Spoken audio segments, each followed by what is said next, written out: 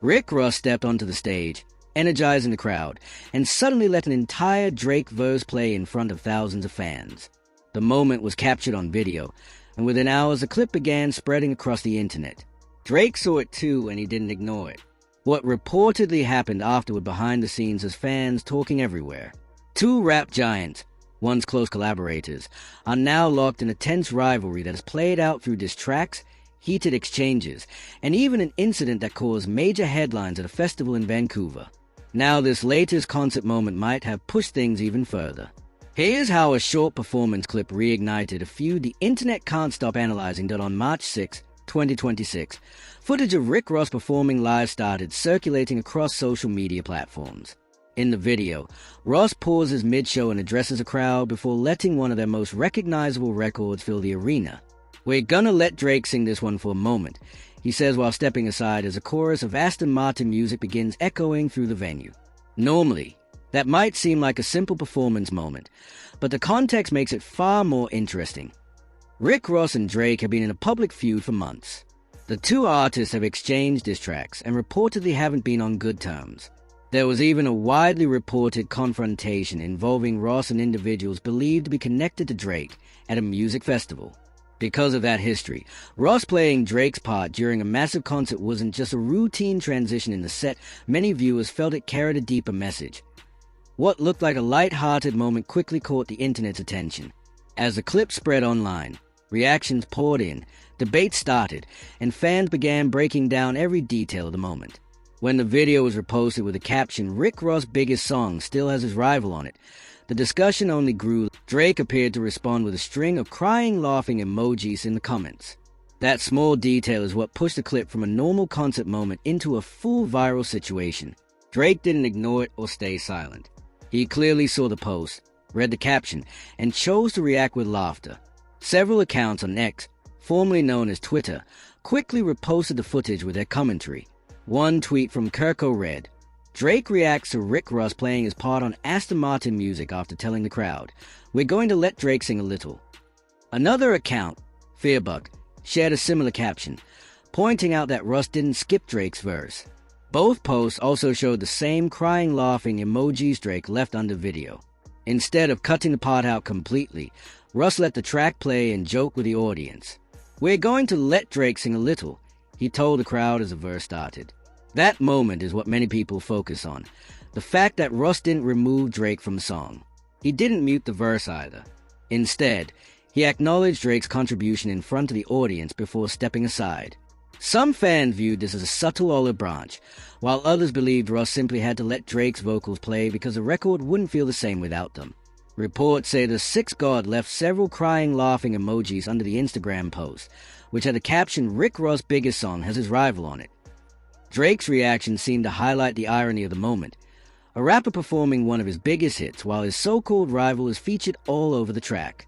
Of course, this isn't the first time Rick Ross has performed a Drake collaboration even after tension between them. It's something that will likely keep happening because the two artists have worked together on many records, including some of Ross's biggest hits. For that reason, it's unlikely he'll ever fully escape the shadow of that rivalry. And that leads to the main point of the story. The reason this single concert clip spread so quickly online isn't just because a song was performed. It's about the weight of what these two rappers meant to each other in the past versus what they represent now. That gap is what makes every public interaction between them feel tense, almost like a landmine. Ross and Drake teamed up on several high-profile tracks throughout the 2010s, making their partnership one of the most recognizable in mainstream hip-hop during that era. Because those songs remain widely popular, moments like this continue to blur the line between past collaboration and present tension. So, how did they go from creating classics together to a point where a single concert clip becomes headline news? The story goes back further than most realize. To grasp the significance of what's happening now, you have to understand what Drake and Rick Ross once were to each other. They weren't just occasional collaborators. They built a catalog together over a decade that many rap duos could only envy. Rick Ross and Drake are two of the most successful and influential artists in hip-hop, with numerous awards, chart-topping albums, and devoted fan bases. Their collaborations began in 2010 with the smooth, luxurious track Aston Martin Music from Ross' fourth album, Teflon Dawn. Since then, They've delivered some of the most memorable and diverse songs in the genre, from the hard-hitting, motivational Lord Knows to Drake's Grammy-winning Take Care, and Russ' introspective Gold Roses from Port of Miami. Released as a single on October 5th, 2010, Aston Martin Music features vocals from Canadian rapper Drake and R&B singer Chrysit Michelle, cementing its place as a standout moment in both artists' careers. That track set the stage for what will become a long-running creative partnership. From there, their collaborations kept piling up.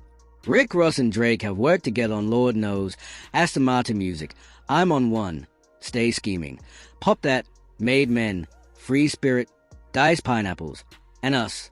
The list is extensive, and many of these tracks weren't just album fillers. There were standout moments. Drake, in particular, stole the spotlight on Ross' Stay Scheming, delivering sharp, impactful verses that fueled his feud with Common. The song became one of 2012's most talked-about records and earned critical acclaim for its atmospheric production, collaborative chemistry, and lyrical intensity. Complex even ranked it third on their list of the 50 best songs of 2012. Ross himself highlighted Stay Scheming as a personal favorite during a 2024 live stream with Aiden Ross.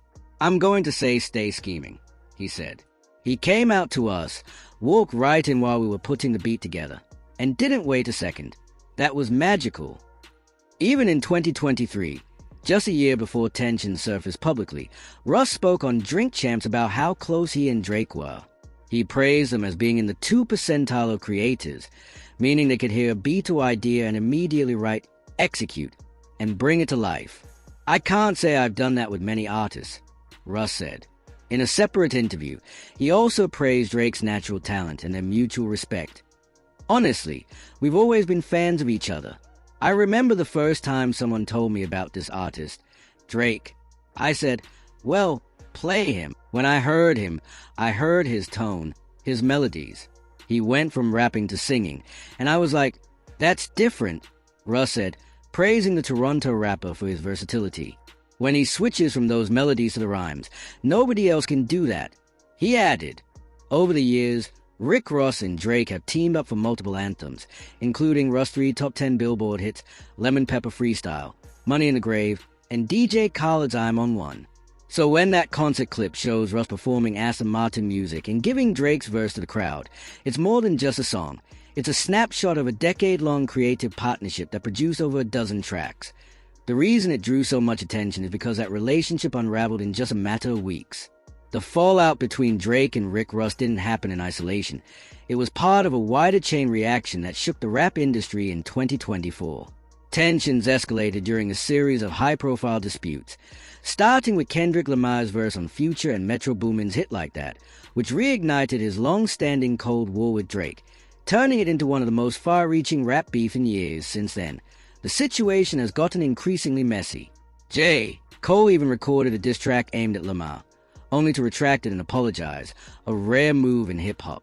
Drake responded with his own diss track, tentatively titled Push You PS, which called out multiple artists, including Kendrick Lamar and several others, continuing the web of rivalries across the genre. It wasn't just Kendrick Lamar that Drake seemed to target. Future, Metro Boomin, The Weeknd, Rick Ross, and others were reportedly in the Six Gods crosshairs. On the track Push You PS, the bars aimed at Ross were direct, calling out his past as corrections officer while also highlighting how he had helped hook Drake up with some of the biggest hits of his career. The former collaborators were now at odds, and Ross didn't wait long to respond. After Push You PS leaked, sparking initial confusion over whether the song was real or AI generated, it officially hit streaming platforms. Within roughly 2 hours of the leak, Rick Ross fired back with a scathing diss track of his own, Champagne Moments, which he claimed to have recorded that very day. Released on April 13th, 2024, and hitting streaming services 2 days later, Champagne Moments went personal. Addressing Drake directly, Ross didn't hold back. He referenced Drake's alleged cosmetic procedures, called him white boy, and fired shots at his biracial identity, all in response to claims made on Push You PS. The feud quickly spilled onto social media, turning into a relentless online battle. Russ, known for his humor and sharp trolling, took to platforms to mock Drake, wearing his merch during performances, referring to him as BBL Drizzy, and bringing up ghostwriting rumors. The rivalry escalated quickly, proving that in today's rap world, beef isn't just confined to the studio. It's public, viral, and inescapable. The feud escalated further when Rick Ross taunted Drake on social media, posting alleged before and after photos of cosmetic procedures with captions like BBL Drizzy. Drake responded with humor, sharing a text exchange with his mom joking about cosmetic work. He then fired back in Ross DMs, screenshots of which he posted to his own story. "Imagine you having $88 million to spend on a crib," Drake wrote. "Your __ beast steals like you got them from a police auction. Your Star Island house on a sliver of cheesecake. Your lot 4,000 feet, my crib 4,000 square feet. And you put a wrap on your timeshare jet that __ coming off when other people turn to fly." He also called Russ a Brett Beerish worker, referencing the owner of Luke Belair, a beverage Russ frequently promotes. What began as diss tracks had now spilled into DMs, social media posts, and full-on public trolling. The feud soon took a shocking turn in Vancouver during the summer of 2024. Rick Ross faced backlash in Drake's home country after playing Kendrick Lamar's diss track Not Like Us at the end of a Canadian concert. Footage released by TMZ shows roughly 15 men gathering around Ross, with a fight breaking out near the stage. "You got a problem," an unidentified individual is heard saying as the crowd closes in. Kendrick's Not Like Us blared in the background while demands echoed for the song to be turned off, with shouts declaring, "This is our city." The incident marked the moment the Drake-Rick Ross feud went from online and musical sparring to a physical confrontation, shocking fans and the rap world alike.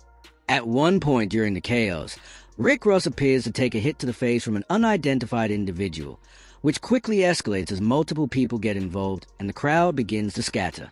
The action pauses briefly, only to resume moments later with more punches being thrown.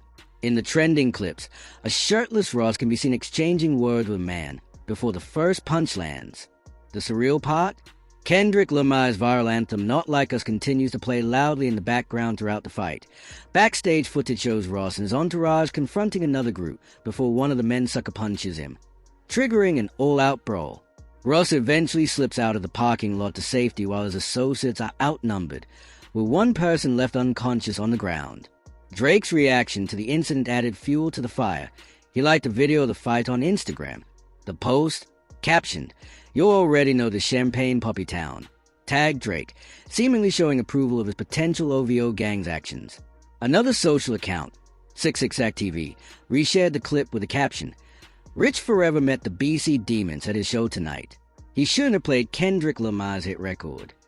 Ross later addressed the brawl, downplaying the incident. He reportedly told TMZ that no one from his team suffered serious injuries and added, "Vancouver is a beautiful city and I can't wait to go back." He echoed the sentiment in an Instagram story posed in front of his private jet, writing, "Vancouver, it was fun. Till next time." On the Young Miami show, Ross even denied taking a hit, further playing down the confrontation. The MMG mogul faced questions about the viral Vancouver scuffle on Young Miami's K-Shop Please show, where the City Girl star asked about his claim that he wasn't actually punched, even though video footage suggested otherwise. Russ doubled down, saying, "You saw a video of what? Like I said, I felt like a drink was thrown." He explained why his side seemed to come out was, noting that some of his closest allies couldn't join him due to legal restrictions. "All my homies that traveled with me, them and Gaz couldn't come in because of their felonies," he said. The Vancouver incident marked the height of tension between the two camps. This was no longer just diss tracks or social media posts. It was punches, people on the ground, and a rapper fleeing a parking lot while his entourage was attacked. Meanwhile, Drake seemed to watch it all unfold, liking Instagram posts from his phone. That tense backdrop is what makes the recent Aston Martin music concert clip so significant. When Ross stood on stage and said he was going to let Drake sing, he did so carrying the weight of everything that had happened in Vancouver, online, and in the studio. That's why the clip went viral. The big question now is, where do Drake and Rick Ross actually stand? The answer is complicated. Ross has suggested the conflict may not be as serious as outsiders think. Speaking last year with Bootleg Kev, he downplayed the depth of the feud. "Real niggas stay real," he said. "Was it something really deep? Nah." He also hinted that reconciliation isn't impossible. "You never know," Ross added with a laugh.